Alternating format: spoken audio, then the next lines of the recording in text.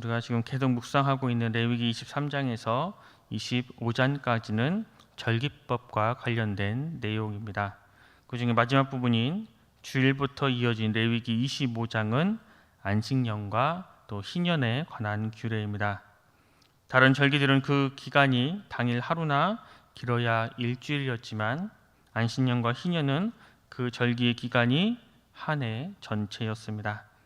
그리고 안식년과 희년이 겹치는 해는 무려 2년 동안 모든 생산활동을 쉬고 전적으로 안식하며 하나님과 자신 및 민족사회 전체와의 관계를 새로이 하는 영적인 일에만 힘을 쓸 것을 말씀합니다.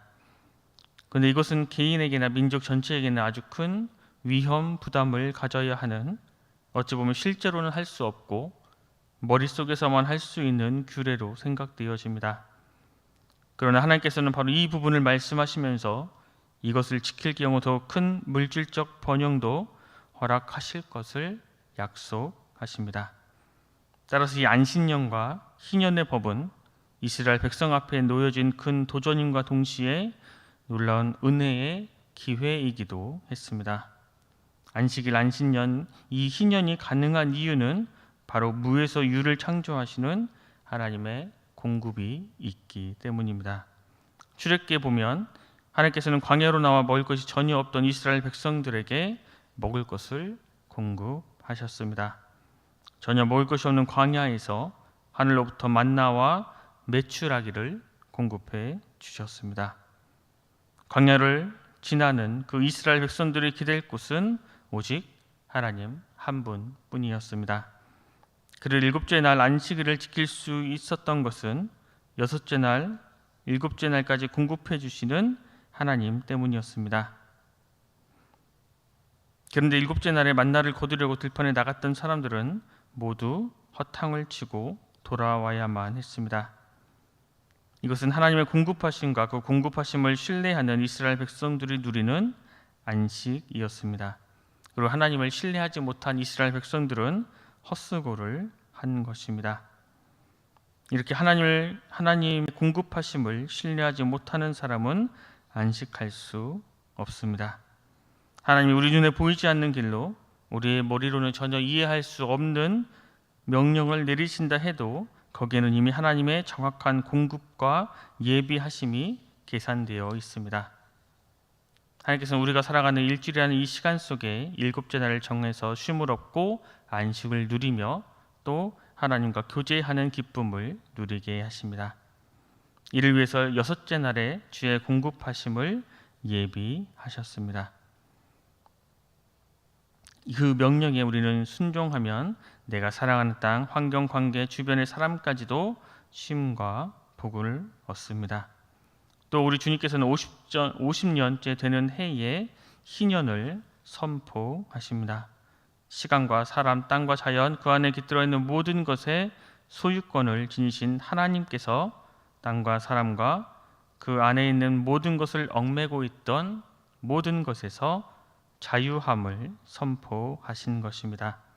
가난으로부터의 자유, 그래서 하나님이 주신 원래의 소유, 땅, 가옥이 회복되고 하나님의 한 개인과 가정, 가문에게 부여하신 원래의 목적대로 질서가 회복되고 자유가 회복되기를 원하고 계십니다.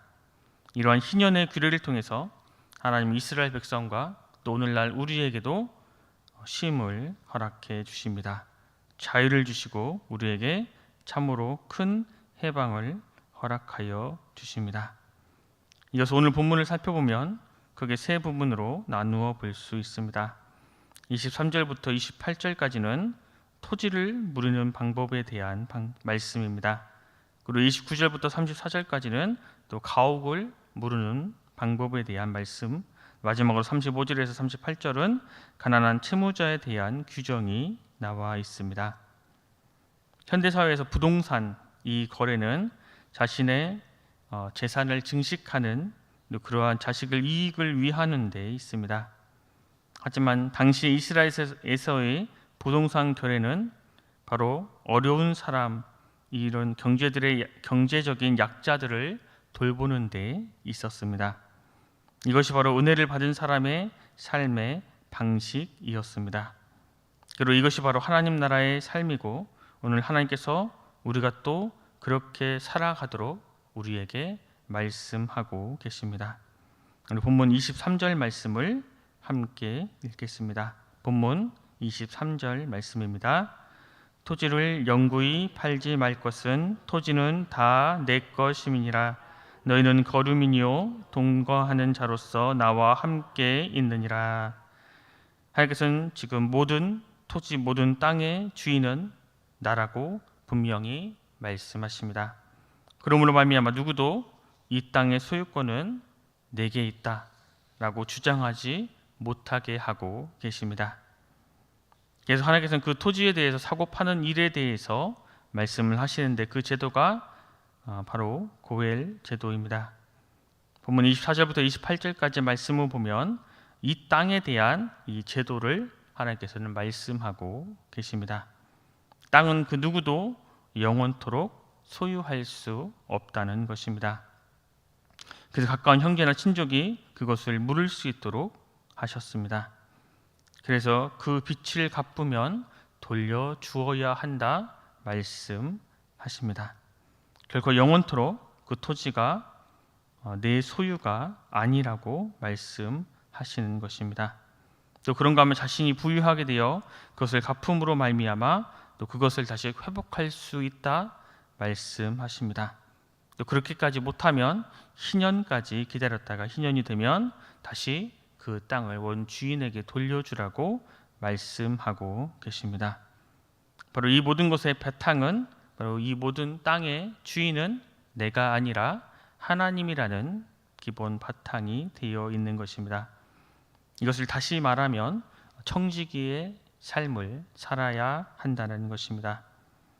이 모든 소유는 하나님의 것이고 우리는 하나님의 것을 맡아서 관리하는 우리는 그러한 청지기의 삶을 살아가는 것입니다.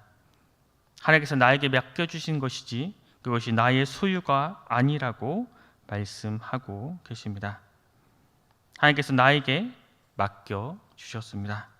그 맡겨주신 것을 내가 잘 관리하고 그래서 내가 그것에 정말 축복이 되도록 삶을 살아가는 것, 여기에 바로 하나님의 평강이 있고 행복이 있고 이것이 바로 우리가 살아가는 이 세상에서 누릴 수 있는 참된 복된 삶이라고 말씀하고 계십니다.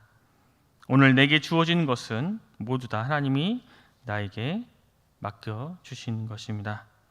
우리가 이러한 자각과 이러한 믿음이 있을 때 우리는 참으로 자유할 수 있고 참으로 행복할 수 있고 참으로 서로를 돌아볼 수 있으며 참으로 복된 삶을 살아갈 수 있게 됩니다. 이어서 29절부터 말씀을 보면 이스라엘 민족이 어떻게 부동산 거래를 해야 되는지에 대해서 말씀하십니다. 방금 말씀드렸듯이 원래 이스라엘에게는 개인의 소유가 없습니다. 모든 것이 하나님 것이고 하나님이 주신 것을 관리하고 바로 청지기로 살아가는 것이 이스라엘 백성들의 기본적인 삶이었습니다. 그래서 개인이 집이나 땅을 사고 팔 때에 희년이라는 개념이 적용됩니다. 49년 동안 소유하다가 50년째 되는 희년에는 바로 그 모든 것을 원 주인에게 돌려주는 제도입니다. 이 제도에는 가난한 자를 보호하려는 하나님의 선하신 뜻이 담겨져 있습니다. 가난한 사람이 빚을 지거나 경제활동이 어려워져서 가지고 있던 집이나 땅을 팔고 심지어 그것이 안 될 때에는 스스로 노예가 되는 경우가 있었습니다.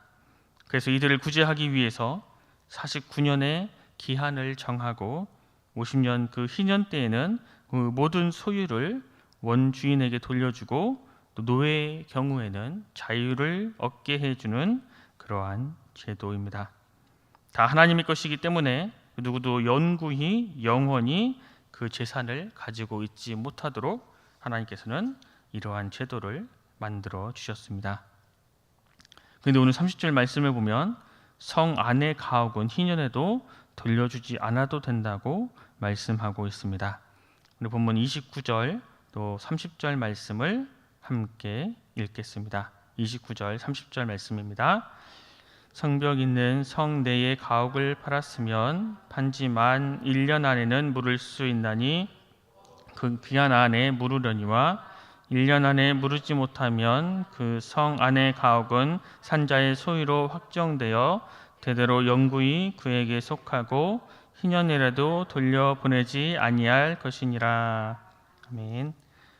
이 희년 제도가 가난한 사람들을 보호해 주기 위한 제도이기 때문에 어느 정도 재력이 있는 성 안에 살고 있던 사람들은 어느 정도의 재력이 있기 때문에 그 사람들에게는 정당한 경제 활동을 할 수 있도록 보장해 두는 예외를 두고 있습니다.